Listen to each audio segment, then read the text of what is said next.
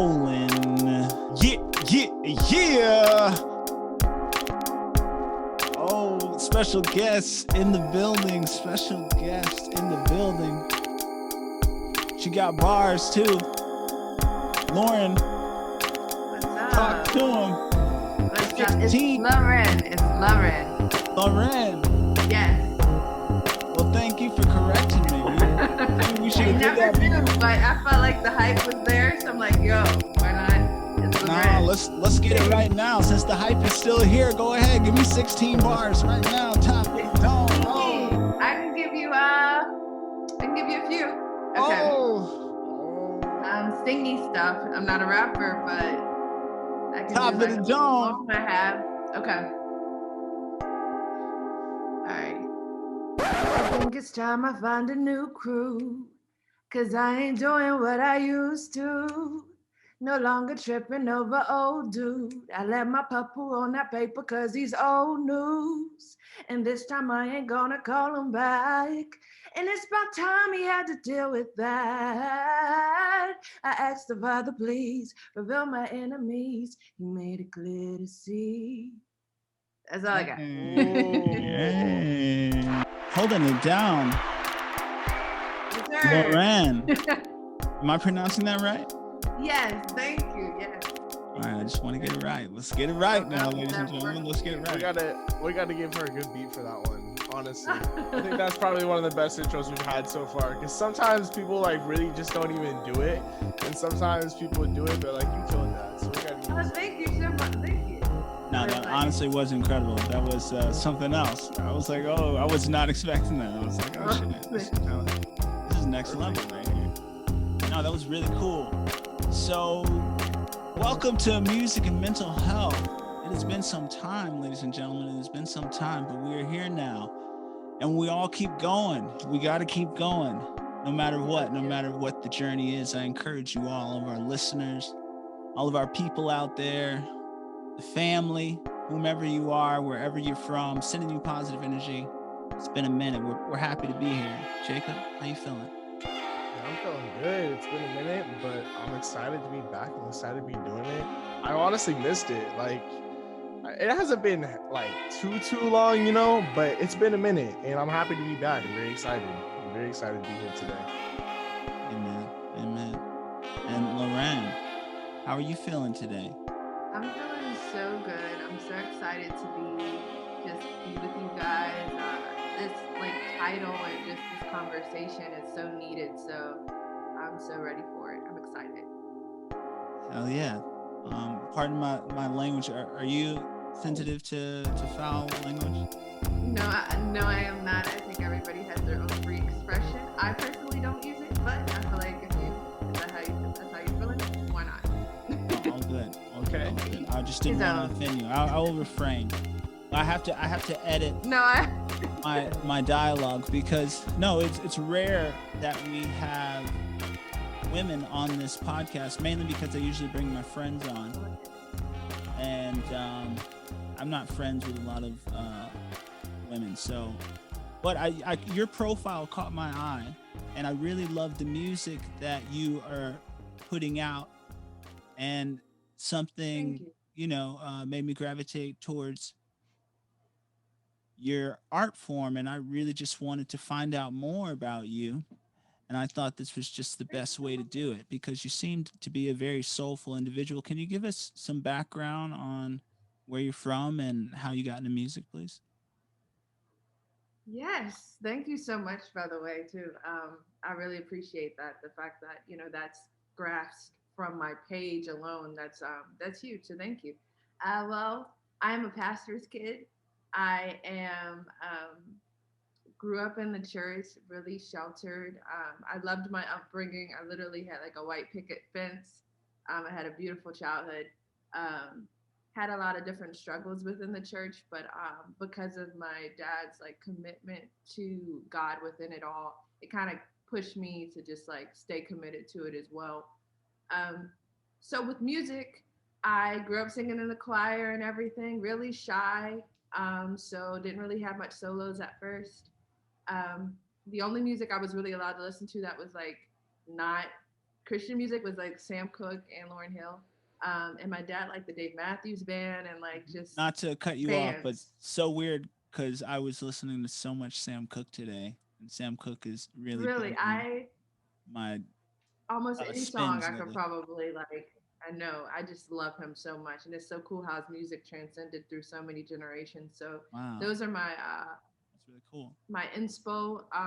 Along with Taylor Swift, I was a big Taylor Swift fan, and I always felt like, oh my goodness, I wish there was somebody who like looked like me, who made cool music like this, that was clean, that like kids could listen to, but adults could vibe to. So I always tried to have that was my niche, to Hmm. be the dope, clean singer, and to make thought provoking stuff that you could jam with your kid.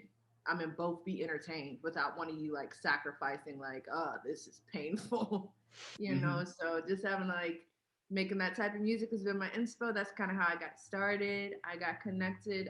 I was with a label when I was a teenager. I'm now just turned 25. I was with just an independent Hawaiian label, which was fun. We broke up just like a typical label situation, but it was so fun. I mean, like I got to sing in a lot of different places. Um, Met some cool people that I'm still connected to. I've just had a great time creating music, the ups and downs of it, from like being a loader at UPS while working to being traveling and touring. You know, I've seen both sides. So that's been humbling, but also has just given me such a great, um, humility with it, to be honest, that creating is a privilege. And I'm just glad that I'm in a place where I can just do it full time now and just focus on creating. Yeah, that's me. That's amazing. That's amazing. Now, there's so much to unpack there. A lot of rich conversations within that. I guess let's start at the beginning. Yeah, I will say, me too. Music started in church for me, that's cool. and I came up in Georgia. It was Cartersville, Georgia, New Hope Baptist Church. Was it a Okay. Baptist church for you? Yes. You know what they say about Baptist? They say Baptist, Baptist born, Baptist bred, and when I die, I'll be Baptist dead. Doesn't that sound really crazy? But I've heard Interesting. people say that. So yes, Baptist. Hmm. But the music in the Yeah, Baptist church is so rich, right? And I've never it really is. It's been tapped into Sam Cooke's spiritual side until recently. And I was like, wow, like what he was doing with the Soul Stirrers. And mm-hmm. incredible work. Like it just like, and I'm just kind of scratching the surface now. I'm a musicaholic, musicaholic. I don't know what you would call it, Yeah, but I'm addicted to music, and I'm addicted to like discographies and like discovering music and like really like and classics. The yeah, 60s and the 70s. I really dig into that stuff, and I love it. I love it. I think it's yeah. some of the Me best too. decades of music Yeah, ever. I still stand by and I I guess. listen to that the most. So, Yeah. your father's a Baptist preacher, pastor. Yes, yeah, he's a pastor. He was in a Baptist church. Now he moved out to Lancaster. I'm from Pittsburgh, so that's a little farther out. It's closer to Philly than Pittsburgh. Um, he has a church there, and it's like I wouldn't say it was like had a specific denomination now, Mm-hmm. but yeah, I grew up like 11 years from when I was 6 to 17 almost. He had like my math's trash, so hopefully that adds up. But yeah, yeah, he had a Baptist church at that time. And I guess I forgot a really super important point. When I was okay, so when I was 9, my mom had a daycare. I was helped her with the daycare and all that stuff. All the kids loved to make music. We liked to sing and stuff, but a lot of the stuff we wanted to listen to, we shouldn't have been. So um, my mom like had us do this thing called Thursdays tracks. On Thursdays we'd write songs, and this is before I would ever like did anything musically, specifically. And she like said, okay, you have 15 minutes. I'll give you a topic, write a song. Wait a She gave second. us 15 minutes. Your mom would put you on 15-minute write a song challenges? He had us of the kids, like they were all before and after school kids. Like, so they were ages between like That's incredible. 6 and like 10. And she always really liked music, but she doesn't sing or anything. So she was like, okay, 15 minutes, I'll give you like a rain, like the topic rain. And you guys have to go create a song. And when I came back, my song was really good. And she was like, I had a back to school one. Actually, it was back to school, and you had to write a song about going back to school. And I was 9, and she heard my song. She Googled it because she was like, "You didn't write this. You're lying." Blah blah blah. And I was like, "No, I did." And so I really started enjoying writing after that. After I got such a great response from the other kids, and just like, I never stopped writing after that. And the song was so funny. I can even do the song. It goes like, okay, how does it go? Next week is the first day of school.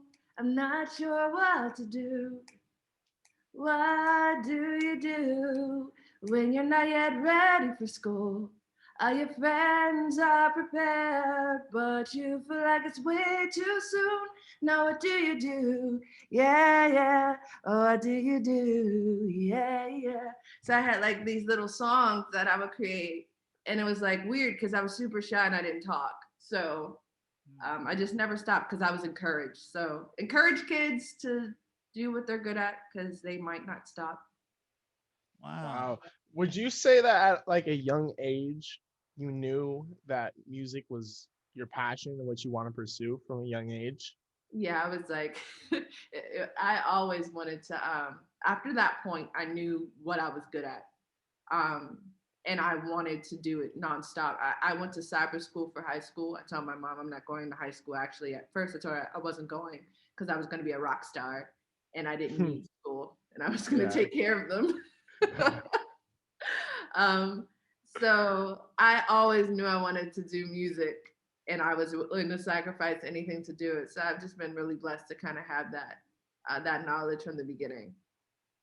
I love that. I love how you say, how you point out too that you're very blessed. Like you keep saying that, like, I'm very blessed to be able to make music full time now. Because Yeah. I just feel like a lot of people like don't really like realize how like big of a Yeah. blessing that really truly is to be able to create full time, you know? Yeah, it really, especially in this climate and stuff, like just like where the value of art, I don't know, people don't always want to pay for it. They Yeah. don't always want to. It's so easily accessible where like sometimes we don't really appreciate the creativity and the effort that goes behind, that music or that art form that somebody has. So I've been so blessed to just be able to, just in my community, I have like reoccurring like gigs from I teach songwriting at a school locally, and that's online. And I just have all of these other things that are connected to me creating music. And I teach a class about make music now, so I teach them how to produce and stuff within the class and write their own songs. Um, yeah, That's Insane. amazing. Yeah. Absolutely insane. I think that's just incredible. Wow. I Such a like great story. Go ahead, Jacob. Sorry. no, but I like the point of like the value of art right now, just in today's world, is perceived on such just a strange spectrum, just overall, especially with the internet, because people, she's right though, like people don't understand what goes on behind the scenes of making music. They don't understand everything behind it, and I feel like especially on the internet now, it's so easy to undervalue someone's art Right. and look past everything that's been into it, and it's kind of like sad to see in a sense almost, but I yeah, did it brings me hope and joy when people do recognize that and they do come back at the end of the day and be like, like whether it be production or marketing team or whatever it could be, like every little piece, like there's so much that goes into it and it's so overlooked and not talked about nowadays. that's Which so true. leads me to a great question, if I may, for our special guest, Lauren. Yeah, And I would ask,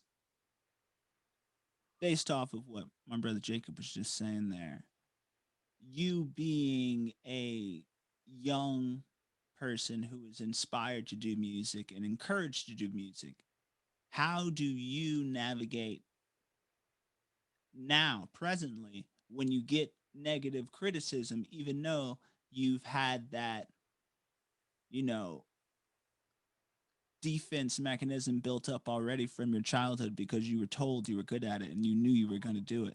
How do you handle negative criticism as an artist, as an adult currently? Yeah, that's a good question. Because it's twofold for me. When I was 11, I got in a studio after being built up by my whole family with a producer who told me I was trash. Like, and I Wow. remember being downstairs, like it was like in a basement. I just went in the other room and I just cried and cried because I had all these written songs and I had been working with all these different people. Had vocal lessons, all of that stuff, and I was just like, oh my gosh, like this is terrible. And I remember telling myself, I can, who cares? Like, just I'm gonna keep going. I'm gonna be the crazy person that keeps doing it. Um, and I think just having those tough moments where everybody's not gonna resonate with what I create, and that's why there's room for everybody who creates music or creates art because different people resonate with different things. I think it's important to create for others because you don't want to be the only one who vibes with your stuff. Just because for me, I want to be able to highlight issues and highlight perspective. I want other people to be able to connect to it. I think it's just important to remember your why. At the end of the day, that's what I do. I say I do this because I do it for kids who are like me, and I do it for people who are like me, and I have something to say. My words have value. I remember like there was some famous person who said, "I'm not putting out music right now because I have nothing to say," and I respected that because it was like, Andre "Yo, 3000 said that. yeah," and it was just like, "Go ahead, I see you," but yeah, man, like I just feel like my words have power. When I have something to say, I'm gonna share it, and I really respect when people don't resonate with something. I really do because I think that sometimes you find more people who just aren't moving you forward than people who are really willing to be like, hey, yo, I'm not resonating with it because of this. So I have respect for that. And I think it's just because I've been shot down so many times. Um, I can kind of just be like, yo, I respect that, but I vibe with it and I'll make changes if Wow. that's necessary. Yeah. You really are paying it forward with the whole, well, I was inspired as a child. Now I'm going to inspire more children. I think that's incredible. That's amazing stuff. In the meantime, are you working on your own project on the side? Yes. So the music, the teaching thing happened because I don't see myself as a teacher. Like I feel like I have I don't know, like teachers. I have this lot of teachers in my mind that's just not rock star. So I just was like, but the job was formed for me around what I like to do and around my schedule. So I was like, yo, this is like godsend. But I'm always gonna create my own music. I have I have a new project that I'm putting out. I'm just always trying to work smarter. I think before I was working so hard, so hard, so hard, and not really working on the marketing side or building connections virtually and in person, and kind of just like, oh, this project's dope and not really doing the behind the scene work that needs to be done to make sure people hear it.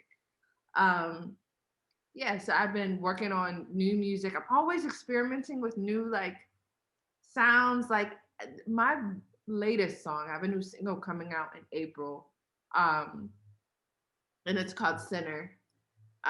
It's the first song I created where it was like everything about it was what I wanted it to be because I was a part of the production of it. Like I actually recorded it and edited it myself.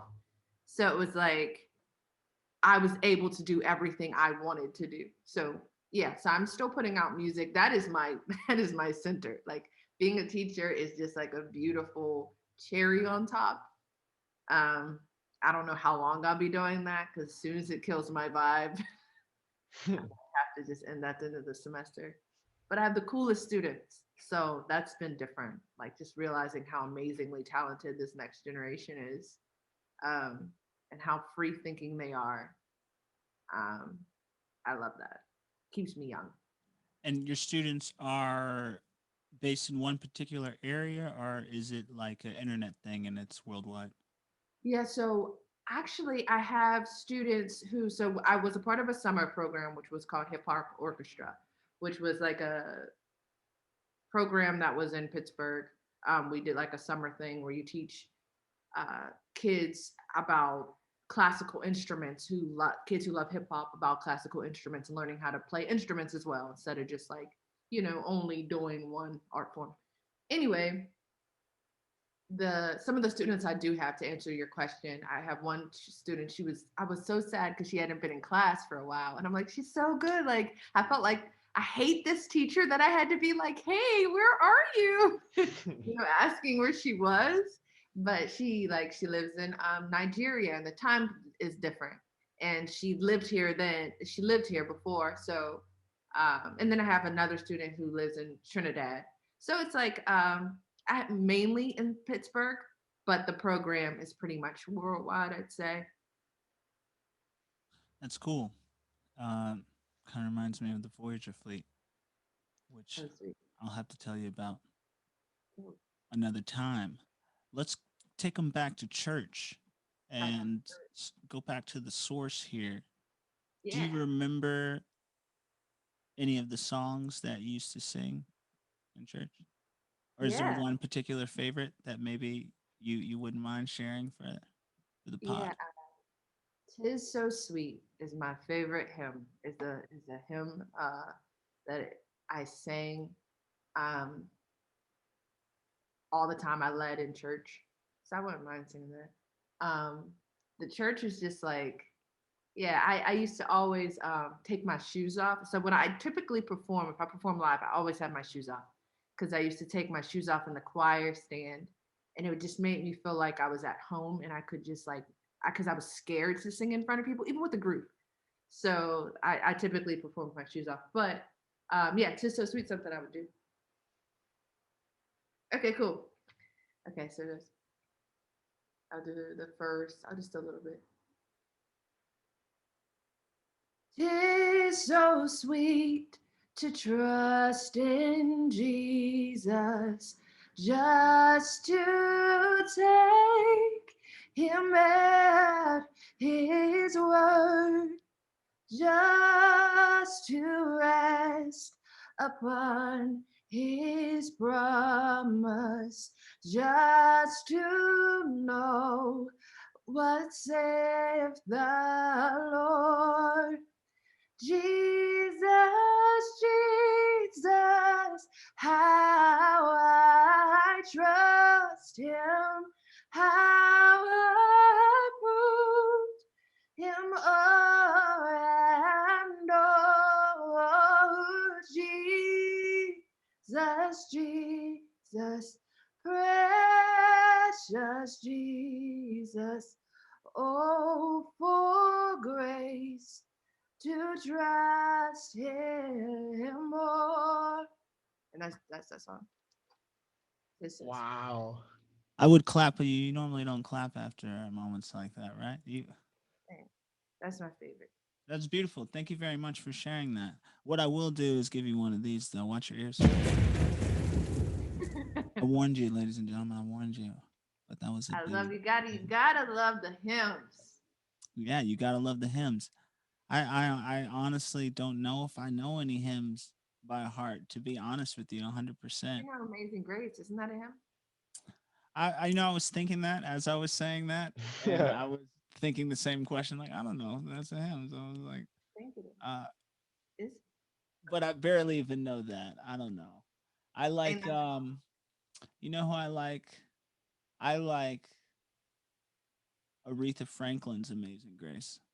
That oh whole yeah. album. I mean, come on. Jacob, have you ever heard that album? I've heard it, but I'm not like super like day and night familiar with it, but I've heard it. I know my parents used to listen to it. That's incredible. Shout outs to your parents. I know. One more time for the parents. Watch your ears, But guys. Watch your ears. Watch your ears. wait, so okay, I just kind of have to ask this. This is kind of a dumb, maybe a dumb question, but I kind of just need to know. Lauren, you're saying that you perform typically like you take your shoes off. Whenever you start performing in front of large crowds, are you gonna have your shoes on or off? Because I've heard some superstitions with artists where they like keep their their stuff up for years. The same superstition, if so say, but like but it makes you comfortable. Would you do that in front of large crowds? I performed at Summer Jam, and there was a couple thousand people there here in Pittsburgh. It was funny. I had opened up for like Rick Ross, and I was barefoot. It, this is I don't know even why they brought me on because I just looked really like out of place. But they listened to my like soul song, and then they were like, "Okay, bye." But it was Wow. I got a lot of like support and good energy, and I kept my shoes off. It depends because there was one time it would depend on the venue. One time I left and my feet were super dirty, and I was like, okay, I don't want to get like a disease Yeah. from doing this. Wow. So maybe I can find like custom feet like gloves. Like almost like those what are they? The What are rock those climber like joints. And the wild ass dudes be wearing when they be running around in the hills and shit. Yeah, Your toes go in them. I know exactly what you're talking about. I had Homies those. used to wear those in college, University of Arizona. What'd you say, Lauren? I used to have those. Like you can run in them. They like have your Oh, toes out. yeah. Yeah. Like frog. They look like frog. Like what are they? Oh, what are they called? I think they have something. I don't know, but I know what you're talking They're about. actually super comfortable too. My dad got me some like a few. I don't have them anymore, but when I was in high school. Well, I think no shoes on stage is a safety hazard, first and Oh, it's super. foremost, in my experience. And you can't be on half the stages I've been on with Bob with no shoes on because if your foot gets stuck in one of those like metal grids, Yeah. you break a toe. I've had That's a to like big crazy set. sometimes my shoes go with I'm like, okay, like I like these shoes. You guys have to see these shoes. But it depends. If it's like an intimate setting, it depends. It's pretty free thinking. For me, like sometimes I'll keep them on, but if I really have a song where I'm like, yo, I'm standing at the mic, there's something really squishy there, maybe at more of a hipster joint, I'm definitely putting my toes in the rug. I feel you on So, that. I know what you're yeah. saying. If it's safe, run with it. There are other singers out there that do that. I think Yeah. Sade sings with no shoes on. I think. I could be wrong. I've seen her. Who else? I know that people like do it the same way where it's on and off. It's not like a staple, but it's normal to see them like that. I think Sade and was it Erica Badu maybe? I had seen before. I wouldn't be surprised. I mean, Shout out to Erica Badu. shout out to the one and only Erica Badu. Big shout out. What's your favorite Badu album, Lauren? To be honest, you can't do. I'm the worst with like albums and stuff. I don't know. All good. Like I said, I'm a musicaholic. I still don't even know what they would call it. I'm addicted to music. So What's your favorite? uh it's a toss up. It's hard to say for me. I said all that just to even get to this point. I would say it's between Mama's Gun. My instinct wanted to go to Mama's Gun. I think Mama's Gun overall. But I know I've listened to Baduism more than any other album. And Yeah, at I've the heard same Badu. time, sometimes when I want my best feelings, my best energy from Erica Badu, I will go to Baduism Live. Have you heard Baduism Live, Jacob? I've watched a ton of her live. Her and Jill No, Scott. I have never heard of Baidu Live because honestly, typically, I feel like the live recordings of artists performing, I just something about them just like pushes me away. But I do know that there's some really, really good versions of it, but I have not heard the Baidu Live versions. John Mayer's album that was live turned into the album, right? Like the Where the Light Is? yeah, Really? turned I believe into she's right. Yeah. yeah, like I it's think like Holy shit. it turned into like that was like an incredible like when he does Free Fallin', like his new like he did the cover of Free Fallin'. Mm-hmm. hmm Yeah, that album. But I watched a lot of Erica Badu and Jill Scott's live performances because I was like I felt like we had similar messages often, and I was like, how can I be captivating with this kind of like message without like, twerking? I was like, okay, these are the people who just have changed. Some of the many people who've changed like music with their, uh, Mhm. just the way they perform. I'm a big fan of Need to Breathe. They're a band. That's my favorite, uh, just like artist. They're like a contemporary. They're kind of on the. They would call them a rock band. I'd say. What have you What been was the listening name? to lately? I'm sorry, Oh, Jacob. no, no, no. You go. You go. Other than, to be honest, I've been really into like nature sounds. I just need to be on some Zen stuff. There's a lot of thoughts and words I've had in my head. This sounds crazy, but I've really been listening to like just like the ocean. Maybe from being quarantined, I need to be on a beach in my Mm, head. mm. I've been listening to a lot of stuff like that. I also been listening to a lot of like spiritual music, like Maverick City, Chandler Moore. He has some dope stuff out. Um, he's a really just incredible artist. And then I have my Meg moments. You know what I mean? Like Meg the Stallion. I really like something about her resonates with my soul sometimes. I have those days, and then I have my John Mayer moments. So that's who I'm listening to. I love her. Her's dope. Um, You probably who get a else lot is of dope? her comparisons sometimes. Would you? Do you? Anybody ever do that?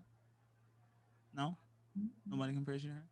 But I Wow. would take it. I would take it. I would gladly be like flattered by that comparison. I think she's incredible. Um, yeah, I think for me, I listen to a lot of old stuff too. Like I like just old school music from Bonnie Tyler, like Total Eclipse of the Heart. She's like one of my favorite vocalists.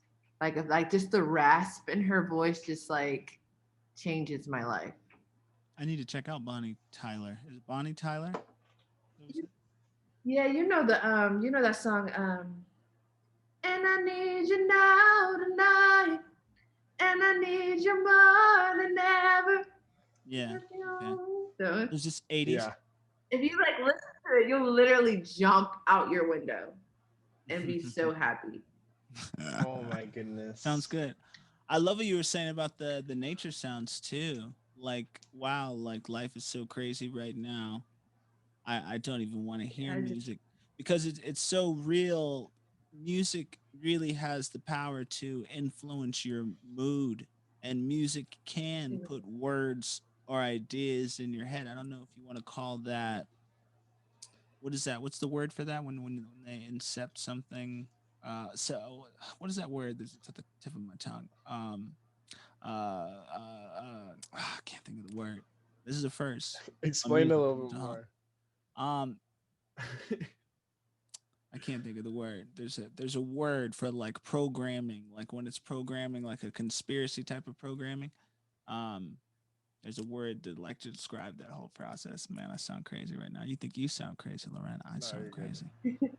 Um, but you know what, ladies and gentlemen, we're gonna take a quick break.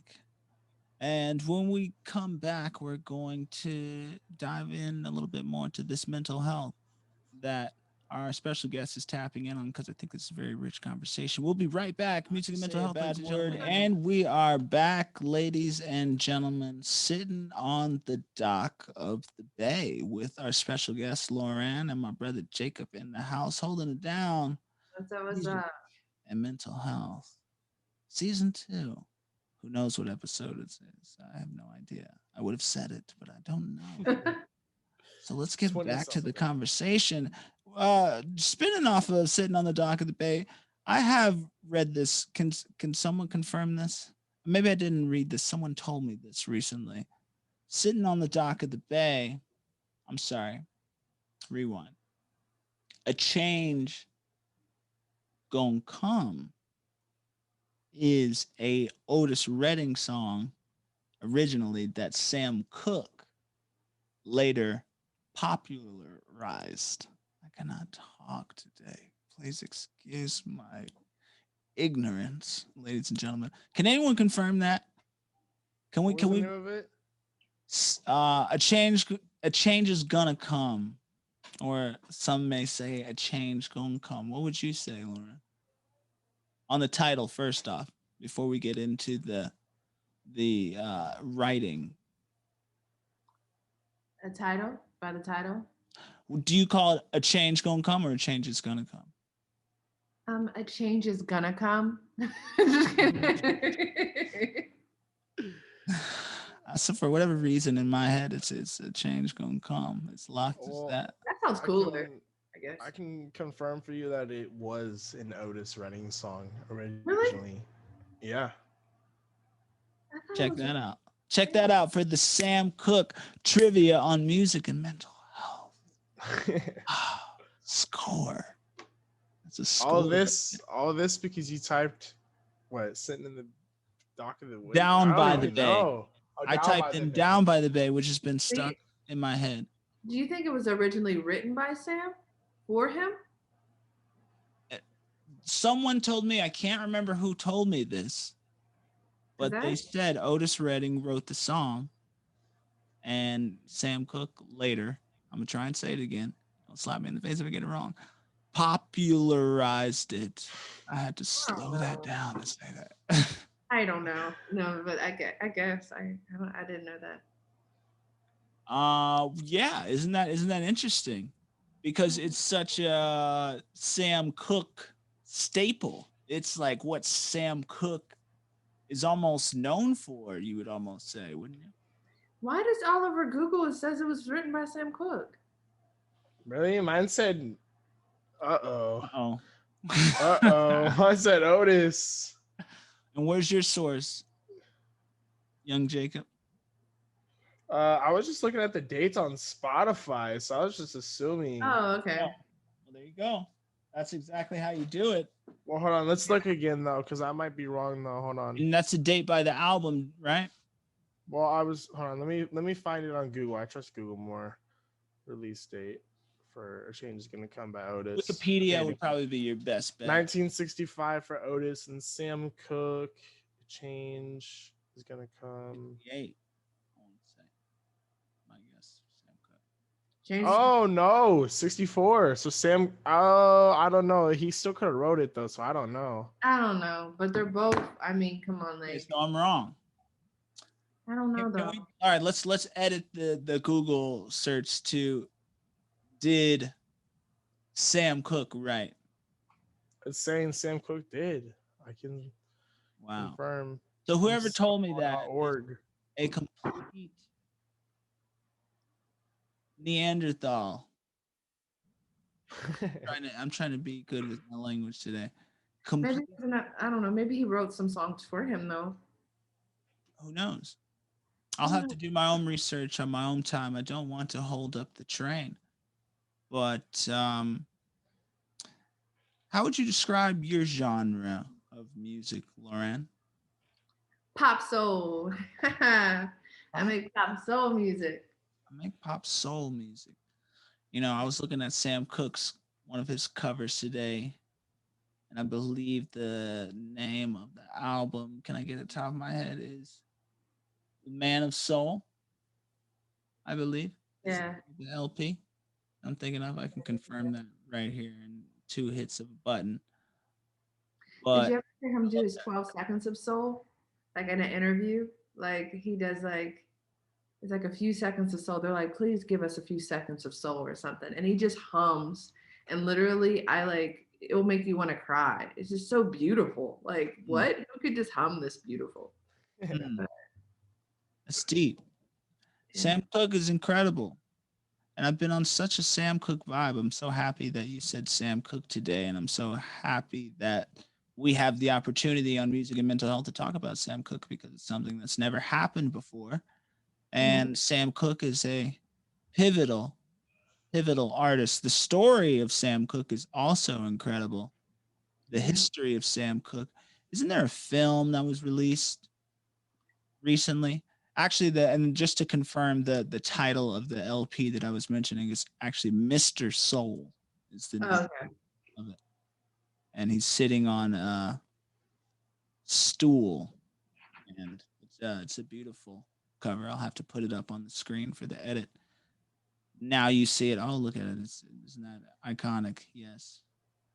Of course, our listeners out there on Spotify and wherever, they can't see it, but like I said, it's a beautiful cover, and I just thought about that title for an album so iconic. Like, he is soul music, Yes. and you are pop soul music. And pop soul music. Yeah. Yeah, I love pop music and I love soul music, and I for such a long time I was like, I don't know what genre of music I sing. And I realized for me that is like not necessary. I think to me that sounds like when you're about to order something and you ask the like the waiter, like, hey, what's good on the menu? And they're like, everything's good. It's like, okay, but I need something like, do you have mac and cheese? Like, is your mac and cheese good? So I like to say exactly what I make so people know what they're about to taste. Mm. Um, yeah, so pop soul music I like because I love Taylor Swift. I like her old, I really like resonated with her old stuff. And I know this whatever, but I really resonated with her old stuff just as a songwriter and just as the how like genius some of the old stuff was for me growing up. And then I love soul music. I love Sam Cooke's. I love listening to well, it's like every soul singer just like leaving my life. Yeah, like some Aretha Franklin music really just like will make you cry. Her rendition of Say a Little Prayer will you literally feel like you're waking up in the morning, and before you put on your makeup you say a little prayer for someone. Like, it's just the way she sings it. And I know it was a remake. It's just grabs your soul. Yeah. That's what it should be about, right? That's what music is about. Yeah, Touching someone through the sonics of audio, the audio waves, connecting with someone and really making someone kind of tilt their head and see the world in a different way, or enjoy a certain moment, or embrace their loved one, or dance, yeah. get up and dance. Literally, that's what happened to me today. I was listening to Sam Cooke and I had to get up and I had to dance with Mhm. somebody. I pulled Yeah, him off the couch. It was just what it was. We were yeah. dancing right now. We're gonna have this romantic moment, darling, and you're gonna dance with me. And as embarrassed as you are to dance, that's what life is all about. And you have It to is. soak those moments, because that's what the memories are right there. Those are the Yeah, real vibes. That's what life's really about. yeah, It's not really about these accolades and these awards and these likes and all this stuff that we get. At the end of the day, it's about love and happiness. It's about family. Can you maintain love and happiness? Can you hold on to that? Because if you can, I can damn near promise you your mental health is going to be in a very good place. hmm, Think a lot of individuals may have suffered sadly with their mental health because of the demands of quarantine and not being able to socialize. I feel yeah, for all of those individuals who didn't have someone to hold on to yeah, this tough time. I'm blessed to be loved, and yeah. I wouldn't trade it for anything. Hmm. And mental health in quarantine. How is your mental health in quarantine? Are you currently locked down, Lauren? In Pittsburgh, it's so funny because it's like lockdowns look different everywhere right now. Like, what's your version of lockdown? Is that hanging out with 50 people that you're really cool with? Or are you really, really concerned about everything and kind of really listening to the guidelines? For me, I just had a baby 5 weeks ago. So my whole like, Congratulations. Yeah, thank you so much. I congratulations. have a daughter, my first child. Um, so my mental health has been everywhere, from being a pregnant, crazy person Yeah. who wants tacos every day to and just the emotions of bringing a child into the world. And during this time where I was nervous about, like, how do I keep her safe? How do I keep her away from these germs? How does this look like? My immune system's compromised. I think everybody has had those same questions, at least for somebody in their life. If you have somebody older in your life who you're worried about, somebody who's young like me who has no immune system that we're building up now, it's just a time of complete uncertainty. And I think, if we're honest, we have this false thought that any other time of life isn't uncertain. But like this American cushion we've had, where it's like we have, just so many things. Uh, we have access to so many things. We forget how fleeting life is. Like, you walk outside, just get hit by a bus. I mean, and we've always had uncertainty, but this pandemic has made it 10 times worse. For me, I struggle with anxiety, so I have to be very uh, cautious of certain patterns that I have when I know that I can kind of be going towards a spiral. Like, now that I know my triggers, I really encourage everybody to know their triggers. Like, what makes you want to act like a terrible person? Okay, stay away from those things. Like, if there's like somebody who's or try to limit your access to those things. Like, when I'm listening to a certain type of music when I'm driving, I can be like, I'm a hood rat. I'll really what's up? Like, there's certain trying to really be know what triggers me is important. And I honestly, I don't need happiness. I don't need any of those things. I strive for peace, because peace will help me through those tough times. Like, to have peace through the storm, like, of whatever life may bring, which is so hard, but we can at least try. So what's helped me is like calling my granddad, like, way more. And it sucks because I didn't even realize how much, like, how privileged I was to be able to see him every day. Like, and I would just drive by and not go see him. So it's kind of been a wake up call for me, in a lot of ways, to appreciate others and to just try to work towards doing little things that can bring me peace.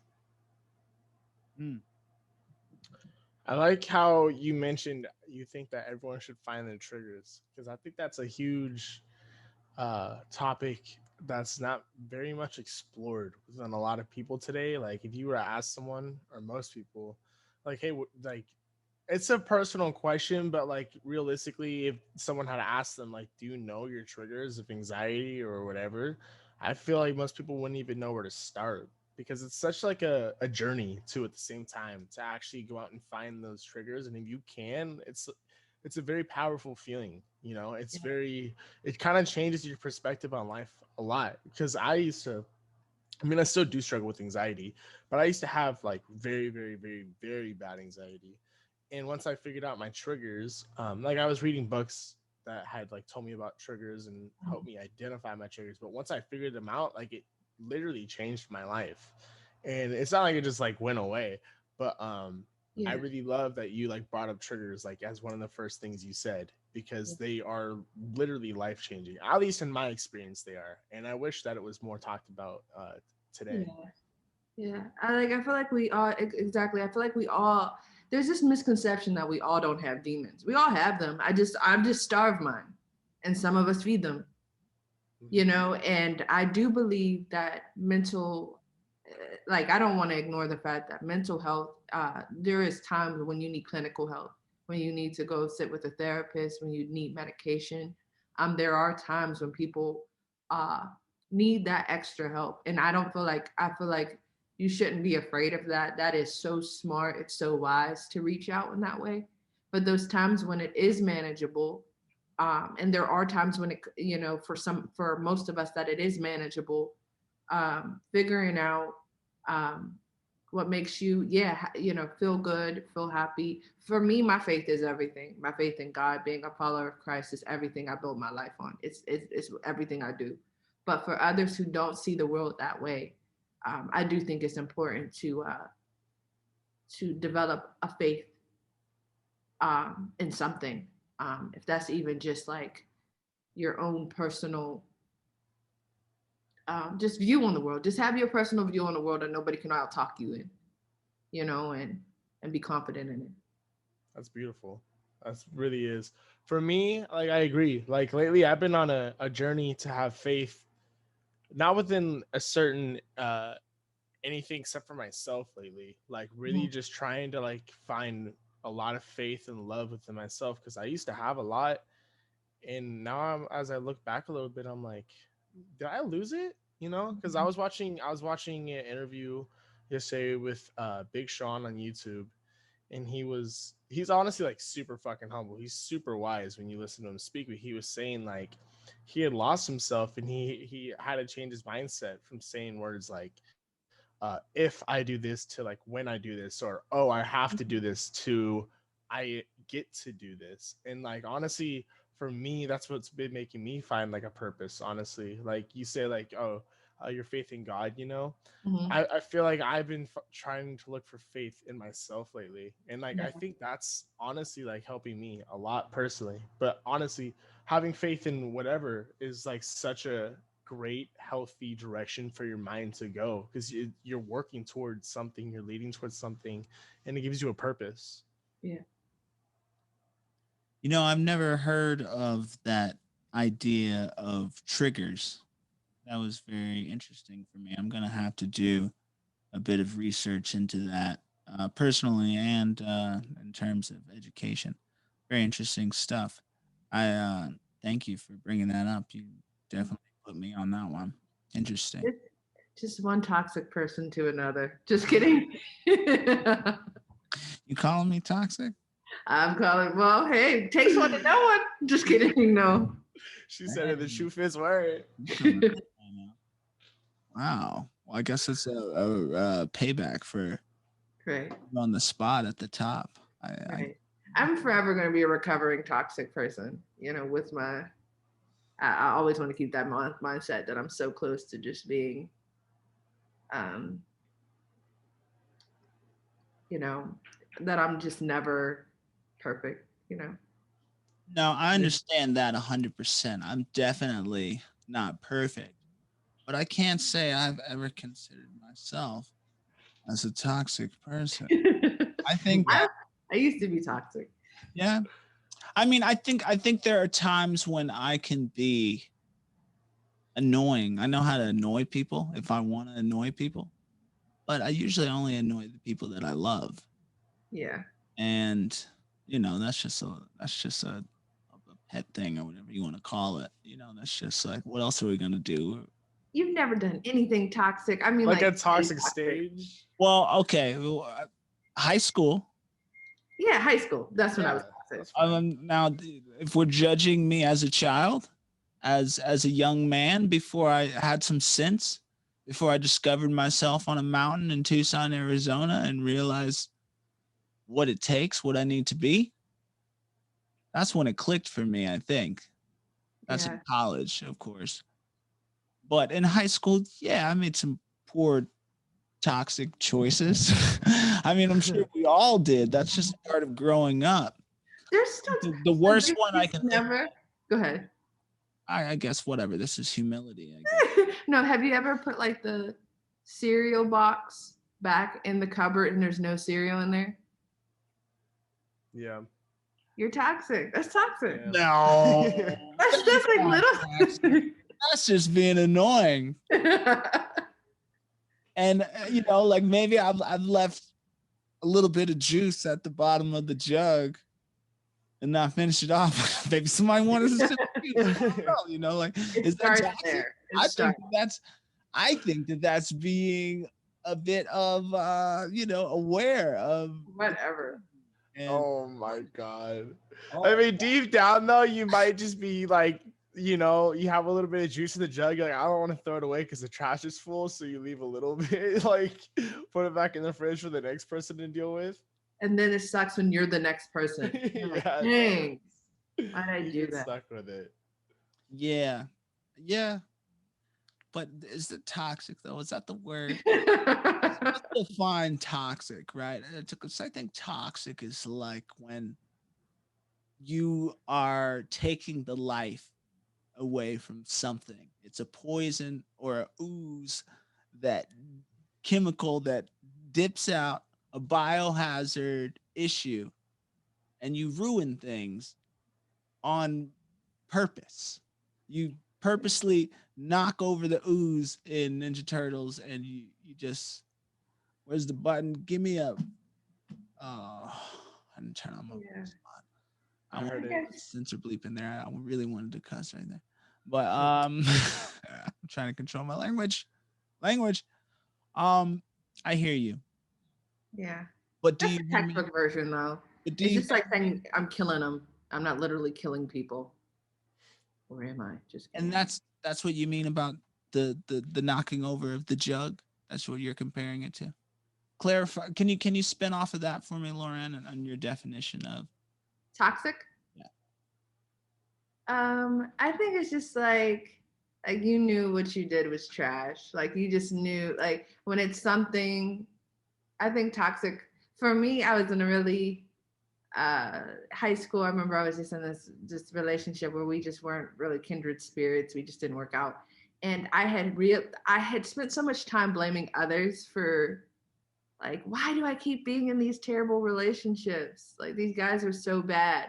And then it kind of like I was pretty toxic. Like I was kind of the same person. That's what I was attracting, and that's what I was being. And that was just me. Everybody's different, but I had realized there was so much of me in that. So I feel like toxic is like it's just you can use it any type of way. You know, it's just it's, I it's hear a you. free word.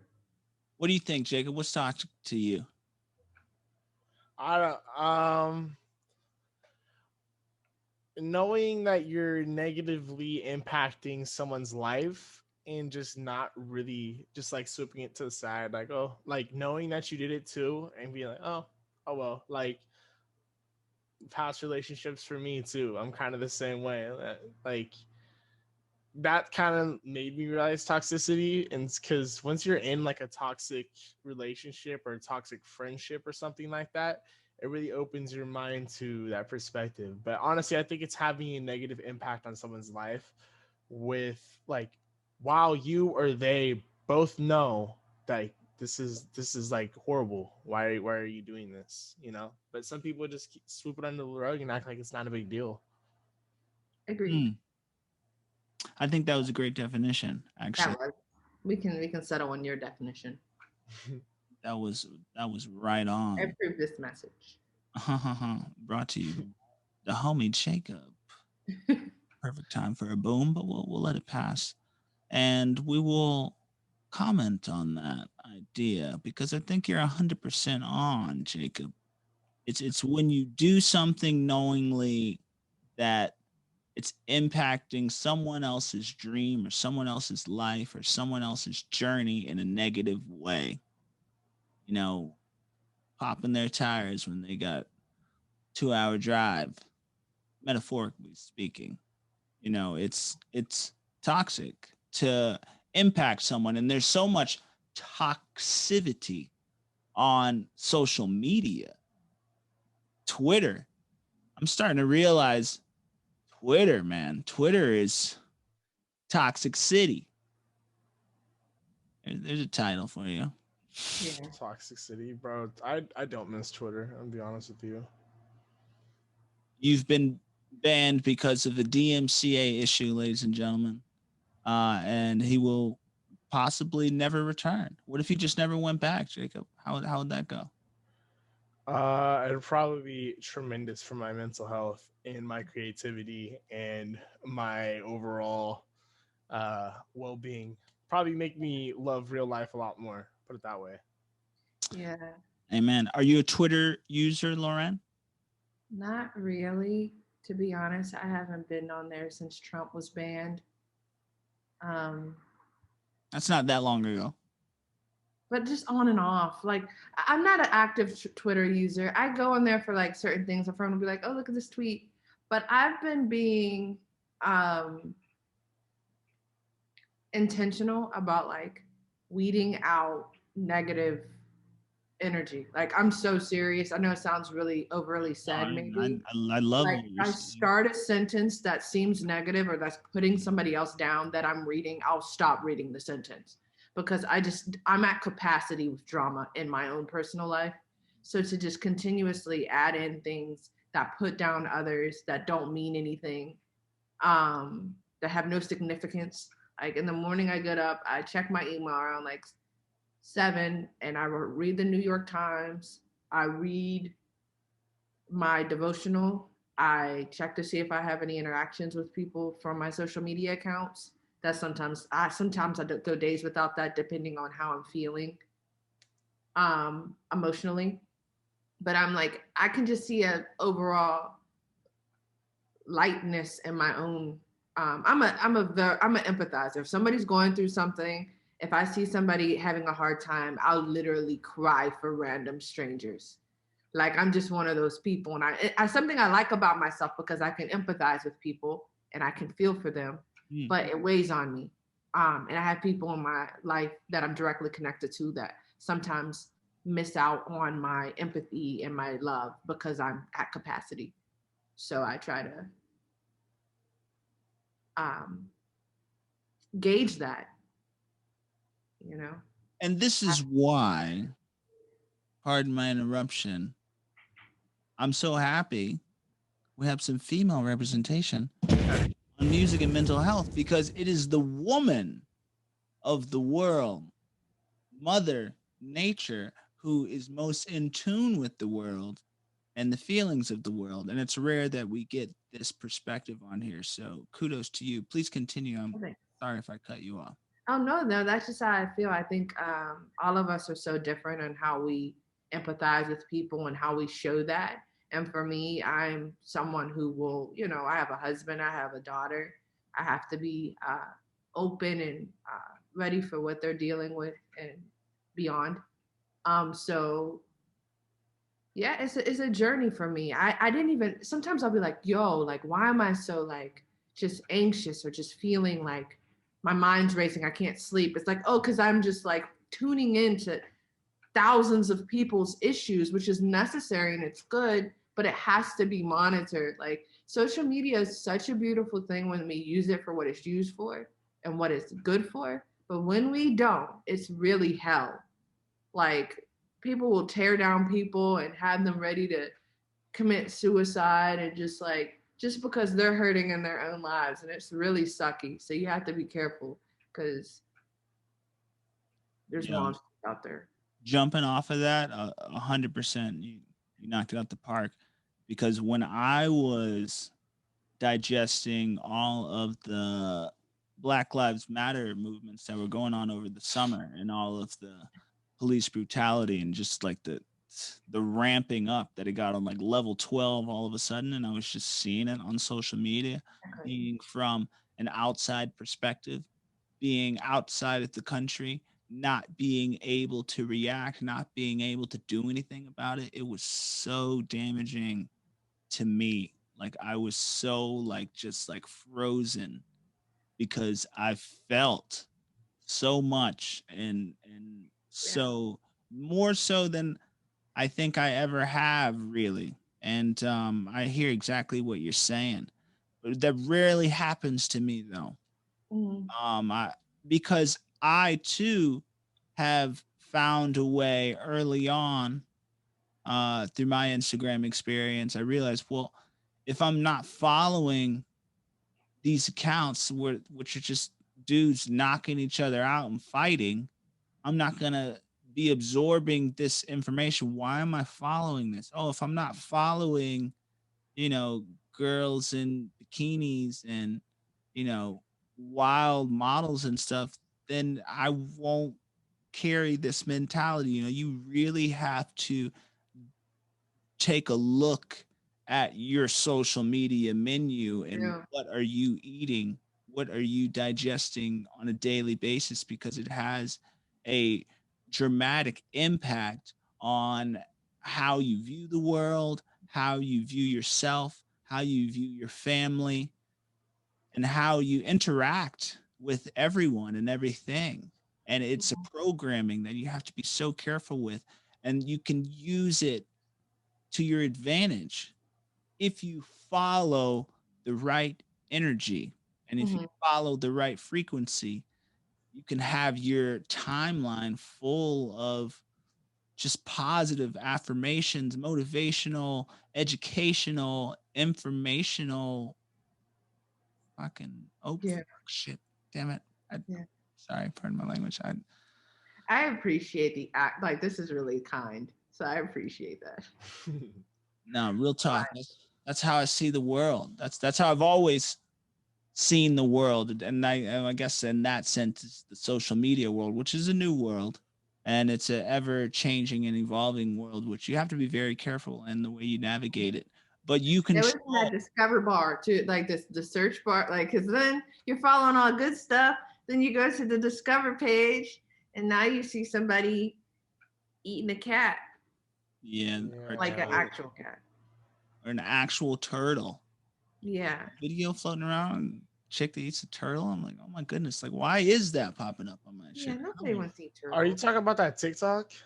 Yeah, I think it's Bro, yeah, like Does why? it end? Does it look kind of good afterwards? no, Like- and that's I'm all. like, I'm like, did they saute it? No, I know what you're talking about, Dan. That was disgusting. Yeah, Yeah, it's terrible. can't No, but I think you're right though. But I think that also kind of goes with the theme, like you are what you attract, you know? Because on my, at least on my Twitter timeline, dude, I mean, I've been on it since 2016, so it's 2021 right now. And then it's, at the same time, it feels like kind of embarrassing to say I've been on there for 5 years. But at the same time, when I'm on there, if I see anyone who's negative toward me or just like a dickhead in general, I'll just block them. Like, I don't even care. People get mad, but it's like I really don't need an explanation. Like if you're negative and I just don't want it. Like I just don't want to see it. Yeah. And if blocking you means like I can get away with it and not see it, then I have no problem doing it. And people like really think that's taboo and have problems with that. Like, oh, isn't that a little bit extreme? No, it's honestly not, because I just don't want that energy even like near me. And so like Dan, what you were saying, like it really is like Yeah. your timeline is what you make of it. And except for the explore pages. The explore pages are they're so whack. They're so out of pocket for no reason. But Yeah. and I almost wonder if that's on purpose, like with that algorithm. But that's a whole different topic. But Yeah. no, I gotta say, I do agree though, Damien. It really is what you make of it. Yeah. You got guys, I've been like so over the overusing of the phrase manifesting. Just because I like the word manifest, I like the whole process of it. For me, even biblically from my faith point, there is manifestation is like accurate in some ways. But for me, I think sometimes we overuse it where it's like people who are going through like a really sucky time, it makes them feel like they did it to themselves. Like I've never heard of anybody manifesting cancer. Like, you know what I mean? Like sometimes life sucks and there is ways to manifest success and great things happen in your life. But there's also people who don't like I know that there's some things that I've experienced simply for the fact that my parents and the people around me, my grandmother, like the people that have paved the way for me, have manifested in my life because of what they did. So I just think it's like something that is 100% accurate when we use it correctly, but it can kind of make people feel like really trash when their life isn't turning out the way they deeply hope and desire it has been. I had somebody I knew who was battling an illness, and we like found all of this information of them like asking, just hoping that they were going to beat it. Like we found all of these journal entries of like just them talking about speaking life, and they didn't. And that doesn't mean that they weren't positive or they weren't manifesting goodness. Things just turned out differently. than they had imagined. Well, Loren, I hate to say it, but we're at time. And we're going to have to bring you back on at some point. No, it's cool. You could cut that part actually, if you can. Why would I cut that? Because it was like we're ending, right? We're still recording. It's still going. Oh. What happens is usually we do this, like, see, that's really good to go off of, but then it happens like every podcast we do. Always go way over time. Yeah, so I was just trying to wrap it all up, ladies and gentlemen, efficiently speaking.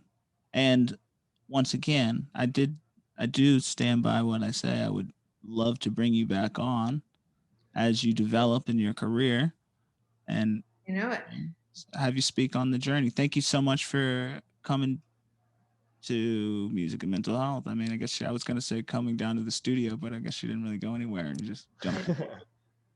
So thank you so much for having me, Damian and Jacob. Is that what people call you guys? Like, do you have a nickname? Yeah, that's it. You got it. Right there. Thank you. No, thank you. So everybody, nice to meet you. Go check out your Instagram, your social media. What's your tags? My tag is love_Loren. Check me out for positive music, uplifting music. Sometimes it gets a little crazy, but we always result in happiness and goodness. So it's love_Loren for music, good vibes. All the music's in my bio. It's on all major streaming platforms. LOREN, Loren. Thank you for having me.